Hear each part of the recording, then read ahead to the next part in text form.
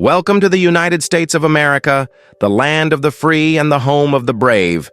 But let's be real, mostly just the land of the fee and the home of the slave to the monthly statement. Look around you. Smell that? That's not apple pie cooling on the windowsill. That's the burning friction of a Visa card being swiped so fast it violates the laws of physics. We love to talk about freedom in this country. The eagle screeches, the flag waves, and we get teary-eyed watching fighter jets fly over a football stadium. But the only true freedom the average American actually exercises is the freedom to ruin their financial future before they're old enough to rent a car. We are a nation built on a simple, beautiful lie that you can have it all, right now, and worry about the consequences when you're dead. It's the American dream, baby, but you have to finance the dream at 29% APR because your credit score looks like a batting average from a minor league baseball team. Let's talk about that plastic rectangle in your wallet. It's not just a payment method, it's a religious artifact. It's the totem of our modern tribe. You pull that thing out at a dinner you can't afford, trying to impress people you don't even like, and you feel a surge of power. It's intoxicating. For a brief, shining moment, you are a king. You are a titan of industry. You are the guy buying rounds of shots for the whole bar. Then, 30 days later, you're eating ramen noodles over the sink in your underwear, wondering why the bank is sending you letters printed in red ink. The credit card is the ultimate enabler. It's that friend from college who convinces you to jump off the roof into the pool. It sounds like a legendary idea until you hit the concrete. We treat credit limits like targets. If the bank says you can borrow 10 grand, by God, you're going to borrow 10 grand. Because leaving credit on the table feels un-American. It's like leaving meat on a rib bone. It's wasteful. And don't even get me started on the credit score, the FICO score. This 3-digit number is more important than your cholesterol, your blood pressure, or your relationship with your mother. It is the caste system of the 21st century. It decides where you live, what you drive, and let's be honest, who you date. You can be a serial killer, but if you pay your Discover card on time, landlords will roll out the red carpet. Oh, Mr. Bundy, I see you have an 800 score, right this way to the master suite. Meanwhile, you miss one payment on a Gap card from 2008 because you bought a pair of khakis you never wore, and suddenly you're a financial leper. You're untouchable. You're trying to buy a used Honda Civic, and the finance guy looks at you like you just coughed on his lunch. The system is rigged, folks. It's a game where the rules change every time you roll the dice. You pay off a loan, your score drops. You close a credit card you don't use, score drops. You breathe too loud near a bank vault, score drops. It's abusive. It's the toxic relationship we can't break up with because we need it to survive. But the indoctrination starts early. We catch them young. The student loan, the gateway drug. We take an 18-year-old kid, someone who literally has to raise their hand to ask permission to go to the bathroom, and we say, "Hey, sport, here's $100,000 of non-dischargeable debt. Go study interpretive dance or medieval philosophy. Ideally, something with absolutely no market value. Have fun." And they sign the paper. Of course they sign it. They think money is like Monopoly cash. They don't know what compound interest is. They think amortization is a type of pasta. Then they graduate, and reality hits them like a wet towel to the face. They step out into the real world with a diploma that works great as a placemat and a debt burden that ensures they'll be living in their parents' basement until they're 40, fighting their dad for the remote control. They aren't starting a life. They're starting a sentence. A 30-year sentence serviced by Navient. Then once you get a job, if you get a job, you need a car. But in America, you don't just buy a car to get from point A to point B. No. That's for Europeans and people with self-esteem. Here, you buy a car to tell the world who you think you are. You're an accountant named Gary, but you buy a Ford F-150 that's raised 6 inches off the ground, with tires the size of a tractor. Because deep down, you want people to think you fight bears in the woods. You don't fight bears, Gary. You fight Excel spreadsheets. But you're paying $800 a month for 7 years to maintain the illusion. The roads are filled with $90,000 trucks hauling absolutely nothing but air and insecurity. And the dealerships? They are the temples of doom. You walk in there, and the salesman smells the desperation on you. He doesn't care about the price of the car. He cares about the monthly payment. That's the magic trick. Don't look at the total cost, sir. Just tell me, can you afford $600 a month? They stretch that loan out until your grandchildren are liable for the transmission fluid. It's predatory, it's sleek, and it's beautiful. And we can't forget the house, the white picket fence, the ultimate symbol that you've made it. We are obsessed with home ownership to the point of madness. You have people buying McMansions in suburbs that are 2 hours away from their jobs just so they can have a guest room they never use and a lawn they hate mowing. They sign a 30-year mortgage, which is literally a death pledge. Look up the etymology, I'm not joking. They put 3% down and leverage themselves to the eyeballs. They are house poor. They have a big, beautiful kitchen with granite countertops and a stainless steel fridge that costs more than their first car, but inside that fridge, it's empty. Maybe a bottle of mustard and a half-eaten block of cheese. They're eating cereal for dinner in a dining room that seats 12, but hey, at least they're building equity, right? Unless the market crashes, which it always does, and then they're just squatters in their own misery, waiting for the foreclosure notice to be taped to the mahogany front door. But the real juice, the real American flavor, is in the consumer junk, the stuff we buy just to feel something. You scroll through Amazon at 2:00 a.m. because you're sad, or bored, or just drunk, and suddenly you own a waffle maker shaped like the Death Star. Do you need it? No. Will you use it? Once. Then it goes into the garage, the graveyard of good intentions. We have storage units. Entire buildings dedicated to holding the crap we bought on credit that won't fit in the houses we bought on credit. Think about the absurdity of that. We pay rent for our garbage. We are hoarders with a line of credit. We buy things we don't need, with money we don't have, to impress people we don't know. It's the circle of life, Elton John style, but instead of a cute lion cub, it's a maxed-out MasterCard held up to the sun. And the banks know this. They bank on it, literally. They send you those pre-approved offers in the mail. You know the ones. They look like wedding invitations. Fancy paper, gold lettering. Congratulations, you've been selected. Selected for what? To be sheared like a sheep? To be milked like a dairy cow? They offer you 0% interest for 12 months, knowing full well that on month 13, you're going to get hit with an interest rate that would make a loan shark blush. It's a trap, a shiny, glittering trap. And we walk right into it smiling because we want that 85-inch 8K TV. We need to see every pore on the weatherman's face. It's essential for our survival. We justify it by saying, I work hard, I deserve this. And you do work hard. You work hard to pay the interest. That's the irony. You are working to pay for the privilege of having bought the thing that comforts you from the stress of working. It's a snake eating its own tail, seasoned with anxiety and dipped in ranch dressing.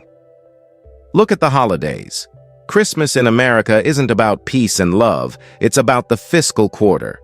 It's Black Friday, the only day of the year where it's socially acceptable to trample a grandmother to save $50 on a blender. We go into debt to buy gifts for people who will probably return them the next day. It's a ritual of obligation. I have to get Aunt Linda something nice or she'll talk trash about me to the cousins. So you put a cashmere sweater on the Visa. Aunt Linda hates it. She wanted a gift card. Now you're paying interest on a sweater that's sitting in a Goodwill bin, and Aunt Linda still thinks you're cheap. The system thrives on this social pressure. If you opted out, if you said, hey, let's just enjoy each other's company, you'd be labeled a communist or a Scrooge. You have to participate. You have to swipe. It's your patriotic duty to keep the economy spinning, even if it grinds your bones into dust in the process. This dependency creates a population that is terrified. We walk around with a low-level hum of panic in the back of our skulls. We are one bad week away from disaster. One transmission failure, one layoff, one leaky roof away from the house of cards collapsing. And that fear keeps us docile. You can't quit your job because you have payments. You can't take a risk because you have payments. You can't speak your mind because if you get fired, the repo man is coming for the jet ski. Yes, the jet ski. Why did you buy a jet ski, Todd? You live in Nebraska. There's no water, but the financing was so easy. They practically threw the keys at you. Now it sits in the driveway, gathering dust, a fiberglass monument to your poor impulse control. Now let's get into the dark stuff, the stuff that makes the American credit system truly unique on the global stage: medical debt. In other civilized countries, if you break your leg, you get a cast. In America, if you break your leg, you get a second mortgage. We are the only nation where an ambulance ride costs more than a trip to Disneyland. You're lying there on the pavement, bleeding, and your first thought isn't, "I hope I survive." It's, "Please, for the love of God, call an Uber, not an ambulance." The paramedics pull up and you see dollar signs floating in the air. You get to the hospital and they start charging you for everything. An aspirin, $40. A bandage, $80. The doctor walks in, says, "Hello," and that's a consultation fee of $500. People put chemotherapy on credit cards. Think about how dystopian that is. You are fighting for your life and Visa is making a profit off your tumor. You survive the cancer, but the debt kills you slowly over the next decade. GoFundMe is basically the largest health insurance provider in America. It's a popularity contest for survival. "Hey guys, if I get enough likes, I can afford insulin this month." It's grim, folks. It's really grim. But hey, at least we don't have wait times, right? You can get into debt immediately. And then there's the buy now, pay later phenomenon. This is the new devil in town. It used to be just for big things like fridges or sofas. Now, you can finance a pizza. You can finance a pair of sneakers. You can finance your morning latte. Apps like Klarna and Afterpay have gamified debt for the TikTok generation. They break it down into 4 easy payments. Only 4 payments of $12.50. It sounds so small. It sounds like free money. So you do it. You do it for the hoodie, the makeup, the takeout sushi. Before you know it, you have 50 microloans draining your bank account every week. You're dying by 1,000 cuts. You don't even know who you owe anymore. You just know that every Friday your paycheck vanishes into the digital ether to pay for tacos you ate 3 weeks ago. It's infantilizing. It treats adults like toddlers who can't understand the concept of a total price. It separates the pain of paying from the pleasure of consuming, which is the most dangerous psychological trick in the book. Let's talk about keeping up with the Joneses. Who are the Joneses? We hate them, but we want to be them. The Joneses have a boat. The Joneses go to Aruba every winter. The Joneses have kids who play travel hockey, which is essentially just lighting money on fire on ice. We look at their Instagram feeds, curated and filtered, and we feel inadequate. We see their success, but we don't see their balance sheet. We don't see that Mr. Jones is taking antidepressants to cope with the stress of his leverage, and Mrs. Jones is hiding the credit card bills in the laundry hamper. It's a facade, a hollow plasterboard set on a Hollywood lot. But we compete with it anyway. We upgrade the phone not because the old one is broken, but because the camera has one less lens than the new one. We need the blue bubble texts. We need the status symbol. In America, poverty isn't just a lack of money. It's a moral failing. If you aren't displaying wealth, people assume something is wrong with you. So we wear the mask. We wear the Gucci belt, bought on credit, to signal that we are part of the tribe, even if the belt is holding up pants we can't afford to dry clean. The language of debt is designed to confuse you. APR, variable rates, introductory periods, balloon payments. It's designed by lawyers who hate you. Have you ever tried to read a credit card agreement? It's longer than the Constitution and makes less sense. They bury the landmines in the fine print. If you are 1 minute late on a payment, we reserve the right to come to your house and take your dog. Okay, maybe not the dog, but they jack up your rate to penalty levels that make it mathematically impossible to ever escape. It's called the minimum payment trap. They tell you, hey, you owe $5,000, but you only have to pay $25 today. What a deal.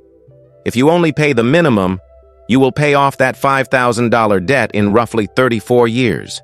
You will be retired, sitting on a porch, still paying for a flat-screen TV that broke in 2028. It's indentured servitude with better branding. They want you to stay in debt. A customer who pays off their balance in full every month is called a deadbeat in the industry. I'm not joking. They hate you if you're responsible. They love you if you're struggling. You are their cash cow. And what happens when it all falls apart? The debt collectors. These are a special breed of human. They call you at 8:00 a.m. on a Sunday. They call your work. They call your grandma. They speak to you with the condescension of a disappointed school principal. Mr. Smith, surely you want to honor your obligations? They try to shame you. As if the bank, which got bailed out by the government with taxpayer money when they gambled and lost, has the moral high ground. It's laughable, but it works. The shame is real. People hide from their mailboxes. They flinch when the phone rings. It destroys marriages. For richer or for poorer sounds romantic at the altar, but when you're arguing over who spent $40 at Target while the electricity is about to be cut off, romance goes out the window real fast. Financial stress is the silent killer in American homes. It turns lovers into roommates who resent each other. But wait, there's an escape hatch, right? Bankruptcy, the big reset button. But in America, even bankruptcy is expensive. You have to pay a lawyer to declare you have no money. The irony is thicker than a Chicago deep dish pizza. And even if you do it, it stays on your record like a criminal conviction. Oh, you went bankrupt 7 years ago. Sorry, you can't rent this apartment. Go live under the bridge. It's a scarlet letter. It follows you. The system never forgets. Equifax never forgets. They are the creepy stalkers of the financial world, keeping a dossier on your entire life, and every now and then they get hacked and lose all your data to hackers, and what do they give you? A year of free credit monitoring. Thanks, guys. That really solves the problem of my identity being sold on the dark web for 3 Bitcoin. So why do we do it? Why do we keep swiping? Because the alternative is admitting that the system is broken. It's admitting that wages haven't kept up with inflation for 40 years. It's admitting that the cost of living is suffocating. So we use credit as a patch. We use it to fill the gap between reality and the expectation of the American life. We use it to buy groceries when the paycheck runs out 3 days early. It's not just about greed. For many, it's about survival. But for just as many, it's about the dopamine, the thrill of the purchase, the package arriving at the door. It's the one moment of control we have in a chaotic world. I purchased, therefore I am. We are consumers first, citizens second. Ultimately, we are a nation of sharecroppers on our own land. We don't own the house, the bank does. We don't own the car, the finance company does. We don't own the phone, the carrier does. We don't even own the music we listen to or the movies we watch. We just license them for a monthly fee. If you stop paying, everything goes dark. You are stripped naked in the digital town square. We have traded ownership for access and stability for instant gratification. We are running on a treadmill that keeps speeding up, terrified to look down at the off button because we're not even sure it exists anymore. So we keep running. We keep swiping, we keep smiling, because hey, look on the bright side. Your credit limit just got increased. You can finally buy that inflatable hot tub you've been eyeing. Surely that will fill the void. Surely this time it will be different. Just sign on the dotted line.